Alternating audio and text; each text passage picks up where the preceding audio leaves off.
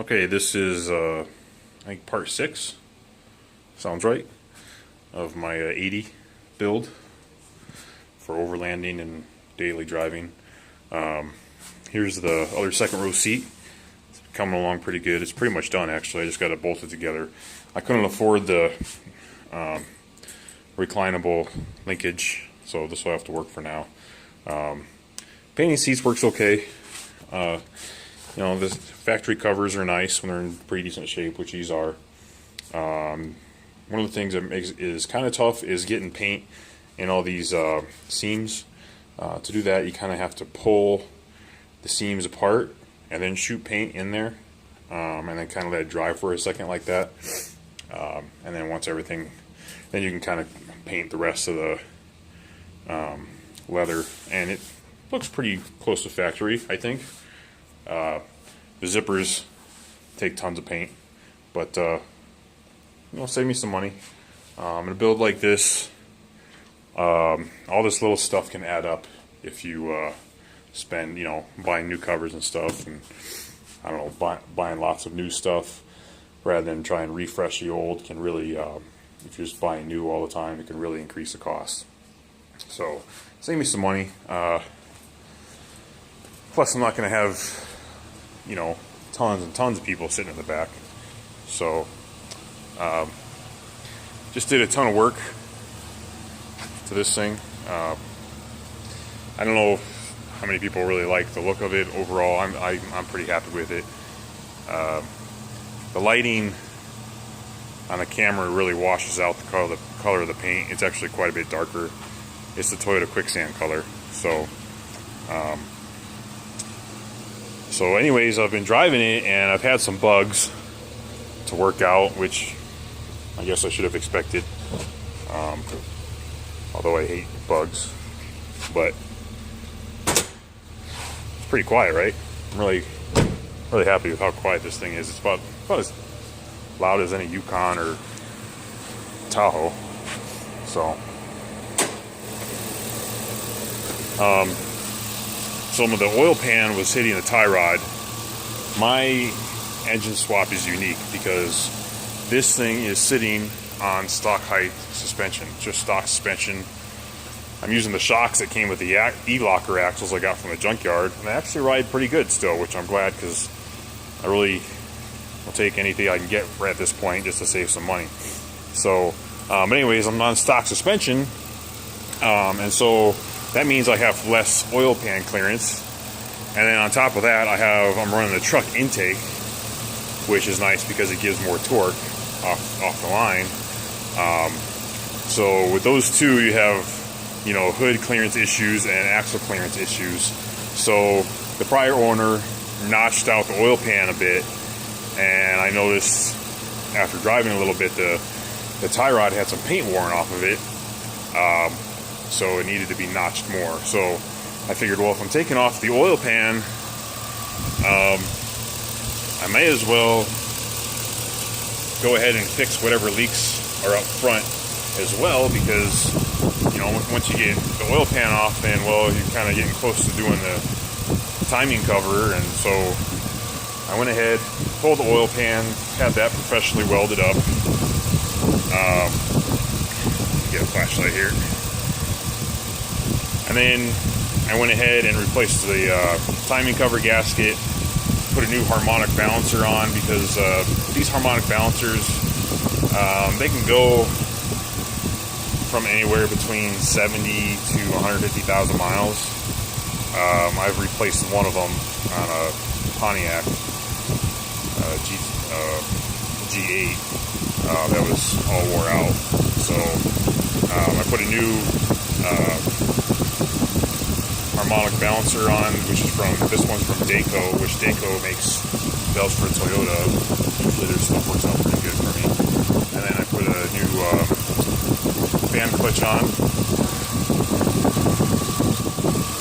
So these fans, the fan clutches, it's just a big nut that holds it on to the water pump. And I went ahead and put a new water pump on as well, and front crank seal. So hopefully that'll fix any leaks I had up front. I don't know how many miles this motor will have, or has. I pulled the valve covers off, did valve cover gaskets, hinged valve cover gaskets, because they were leaking too. Valve cover gaskets on these motors are crazy easy. So, and then this I did a little while ago. I made an H for the heater hoses. From what I've read, it makes these motors run like 10 degrees cooler.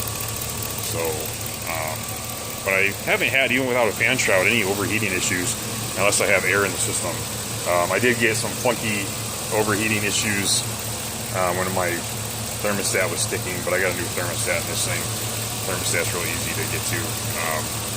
Made myself a custom battery hold down. Put some little, welded on some little loops here, so then I can zip tie battery cables to it if I need to. This is for my trailer brake. It's not, I don't have the trailer brake wiring totally finished yet, so it's not hooked up. So yeah, so I got the oil pan all fixed. Plenty of clearance now between the tie rod, and I don't have to lift it, which is nice. I really don't want to lift this thing. I love how you can corner nice around corners and drive it good. And I mean, it still has, you know, clearance, ground clearance is fine. Actually, I'm gonna have to make some rock sliders that have some pretty nice area for stepping up into the truck because of you know, giving people rides and stuff, and you'd be using this a lot for that. So both the seats in the front are totally done. This seat, I blew out both blower motors when I was trying to figure out how to get these seats, all the functions to work. So I was able to find a blower motor for the seat back from a junkyard for 50 bucks, which this motor new is $100 bucks, so it's not too bad. It's a brushless motor. And then this motor is 600 bucks new, so I didn't really have money for that. But I found on Amazon they have generic brushless blower motors that are 12 volt, different sizes. So I found one similar size. It's actually for a barbecue, whatever you use fans for barbecues for, and it's 18 bucks, and it actually fit better than the stock one, because as I mounted the barbecue one, I noticed that the stock one would have hit the rear heater underneath for the rear occupants. So pretty glad that worked out and didn't cost me too much money. I had some extra fender flare gasket material, so I used it right there for the center console junction. Kind of cleaned it up, make it look nice. I'm going to add some felt to the seat belts so they don't scratch up the center console, because it's all painted. It's not, you know, it's not as durable as a factory finish. I'm planning on getting a dash mat for the dash just to protect that. The new tint is awesome so far from what I've noticed in keeping heat out of the vehicle, so that'll be good when summer really kicks in. Let's see, close the door.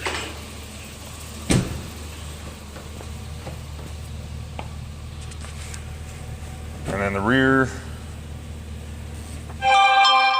I just have the one second row seat in right now. The other one, of course, I just got to basically ready to bolt together and put in. And then I have one more door panel and speaker to put in over there. This door panel is all done. So, and then I got the third row seats, the leather third row seats to put in. The interior is really getting close to being done. There's not too much more work. So I'd like to get some WeatherTech mats eventually for it. I was thinking about replacing the carpet, but if I could just get some WeatherTech mats, you'll hardly even see the carpet. So I'll probably just leave the old crappy stuff in here, and most people will hardly notice. So, and then, so I've had a couple bugs with it. Also, in addition to the oil pan, I thought I had a drive shaft vibration. I lowered the transmission by about a half-inch space down the cross member, and so I thought I had a drive shaft vibration. I think what it was is the exhaust. I found a couple of exhaust bolts that totally backed out, I didn't hear it though because it was after the muffler. All I heard was a vibration, but it sounded just like the drive shaft, like a U-joint. And also 2 of my exhaust hangers melted again. These 2 exhaust hangers, I keep having trouble making them last. They just get so hot. So I read online that some Corvettes use springs for exhaust hangers, and also motorcycles use springs to hold exhaust together, from what I've read. So I'm like, oh, I'll try some springs. So I went to the hardware store, got some real beefy springs. I think it's going to work awesome, actually, and they shouldn't overheat. I mean, they should easily hold up to, you know, I don't know, 400 degrees or whatever it's getting under there. So it's about 2 feet down from the cat. So yeah, so you guys, maybe, I don't know if I've shown you the lights. Maybe I'll show you how the headlights work. You guys like to see that. I'm still debating on if I should do clear corners and markers. Maybe the 5 people that watch this give me their opinion on what they think. So, all right, let me show you the fogs first. So I got this factory switch for the fogs.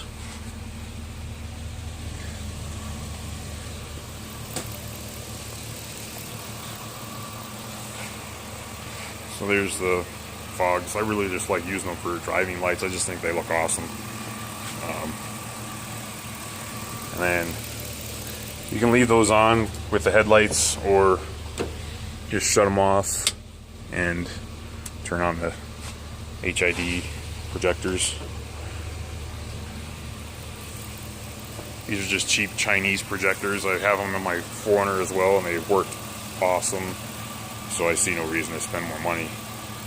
These are 5000K light color, so pretty close to halogen light color, but much brighter. So I'm really getting close to it being done. I have some wiring to button up, you know. I mean, just to clean up. I'm waiting for getting a custom decal for the top of this, so I can identify all the new functions. Steering shaft was bent, so I replaced that with a junkyard one. They probably set the motor on it when they were trying to get the motor to fit. So, but yeah, just some wiring to button up eventually. I don't want to button it up too much in case there's any bugs and make it more difficult for me to tear into. So, that's pretty much it for now. Next, probably just to keep driving it. I'm sure some more bugs will pop up. Hopefully not. I'd like to save some money for a little while, but if I get a couple extra bucks, I'll probably do a bug shield, get some headlight covers, just because I like to protect those lights. I have a fair amount of work into them. And then if I get even more money, then I'll probably do an ARB bumper, roof rack, probably make my own sliders. I might even make my own roof rack. I got a rooftop tent for it, so we'll see how things go. Make it kind of a camping machine, and I'd like to get the trailer brakes hooked up so I can tow my Fj80 with it. So yeah, see how it goes. Hopefully it doesn't catch on fire and burn on the ground, otherwise you'll see a very sad part 7 video. Anyways, thanks for watching.